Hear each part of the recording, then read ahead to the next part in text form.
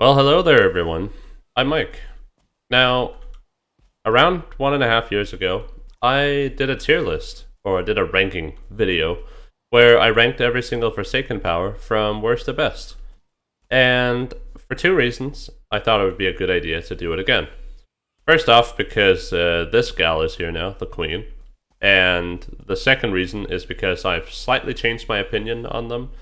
I have a new perspective, a newfound perspective. Now, before I go in, I start ranking them. I'm going to say, obviously, my opinion, a bit of objectivity in there, a bit of logic maybe, but in general, it's going to be my opinion. It's going to be based on how I play the game. It's not really going to be a consensus thing, so keep that in mind. And also, let me know what you think about my opinion about my ranking when we get there. Now, without further ado, let's just get in there. Reprising the worst is going to be the Elder. It is always going to be down there as the worst one. It's just, I don't see the point of this Forsaken power. Now, let's go over what it does first. So, when you cut a beech tree, a completely normal beech tree with the axe that you have by the time you beat this boss, that would be a bronze axe, it goes from taking 4 to 5 hits to 3 to 4 hits. Yeah, that's all it does. Now, the reason why I find this just utterly useless for me is that by the time I get this Forsaken power, I'll already have chopped down a bunch of trees. Have wood for feathers, or for arrows, and feathers for arrows, wood for building stake walls, building houses, all that kind of stuff. I already have it. I've already chopped down trees by the time I get this thing. It just feels out of place getting this thing, which is why I put it as the worst.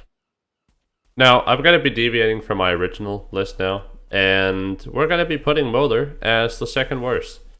Now, I'm not saying that this is not a useful Forsaken power, because it is. It is super, super useful, and really makes sailing a lot less harmful. You know how it is. You sail north, and the wind is in your back, everything's going well, when out of a sudden the wind decides to do a U-turn and you have to paddle the rest of the way. You're out in the middle of the ocean, it's raining, a serpent appears, and maybe your boat was already damaged. This thing just helps you out when you're sailing. But outside of that, it just doesn't really do much.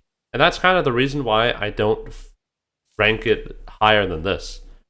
Because the other Forsaken powers on this list can be a lot more universally useful. And that's why I find Molder to be the second worst. The new Forsaken boss is next, number 4. It's going to be the Queen. So the Queen makes you mine faster, and it increases, we're going to call it Either. It increases your Either regeneration by 100%. So it doubles the regen rate. Which I believe, when you get the rested buff now, that also doubles it, so you can get quite a lot of Either regen going on. But the reason why this thing is only number 4 and it's not higher up, it's nothing to do with how good magic is in this game. It's just the fact that I prefer using swords and bow. I prefer doing it that way in the new Arbalest that's come out as well. I'm not really a big fan of magic. I'm not a fan of sacrificing my HP and sacrificing my armor just to throw some magic spells. That's not my way. That's not my way of doing this, especially considering how hard-hitting the new enemies are. I just find magic to be not worth it. And that's why this thing is only number 4. And the mining, by the way, just is so useless by the time you get this thing. You're in end game. You've already mined a bunch of ores. You've already gotten a bunch of ores through mining with your black metal pickaxe. This thing does not help you at all. It really doesn't. The mining part, it just feels cheap. It adds nothing to the Forsaken power, in my opinion. Now we're getting to the 3 best, and they're a lot more universally applicable. Number 3 is Yagluth. Now, the reason why Yagluth is number 3 and not all the way up on number 1 or number 2, and the reason why it can be slightly interchanged with the other two, is because there are more elemental damaging enemies in the game now. That's what I stated the last time, that this thing was going to become more useful as the game progresses and as the game evolves, adding new enemies to the game. Now, I will say, I honestly thought there was going to be more elemental damage related enemies, but they only added 2, which was the Jarl and the Dvergr mages. There's no other enemy that does elemental damage, but it is enough for me to say that this thing has a use now. Now it has a use. Obviously, farming bosses, this thing is also very useful because I think every single boss in the game, except for the Elder, deals elemental damage, and it makes this thing very useful for farming the bosses. But outside of that, it's not really much better than the other 2 that are on the list. It's actually quite far off. But it's much better than before, and I'm giving it the number 3 spot. Now these last 2, we got these 2, they're interchangeable. They're interchangeable is what I tried to say. And we're going to start with Eikthyr.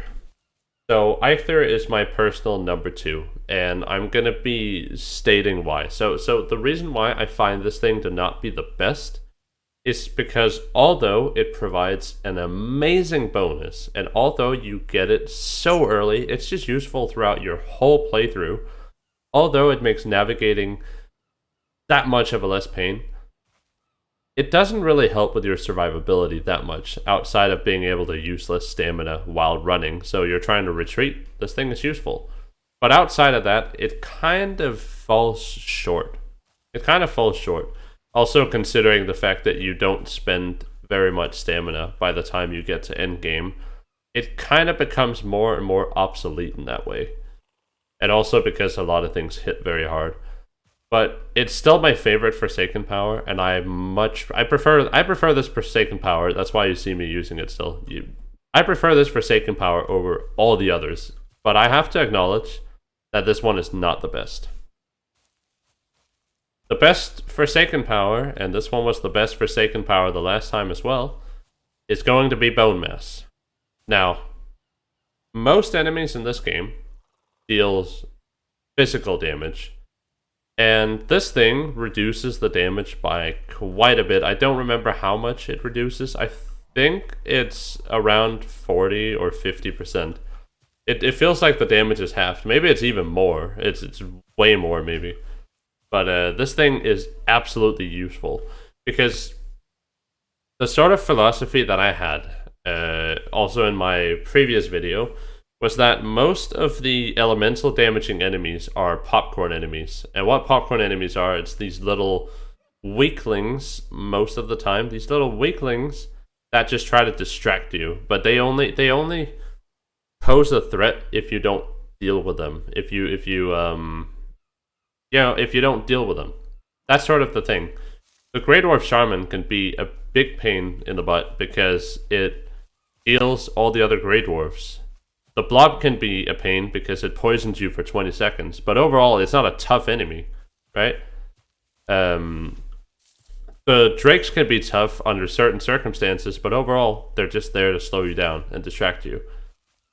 The majority of the threats in this game deal physical damage, and that's why I find this thing to be useful. You can pop this at any time, and you will see use out of it, because you never know when you're traversing the Mistlands that a group of Seekers just appear out of nowhere, or a Seeker soldier appears from behind and you don't quite notice it. You never know. You never know when there's that extra enemy around the corner that is most likely going to deal physical damage. That's why I find this thing to be the best Forsaken power.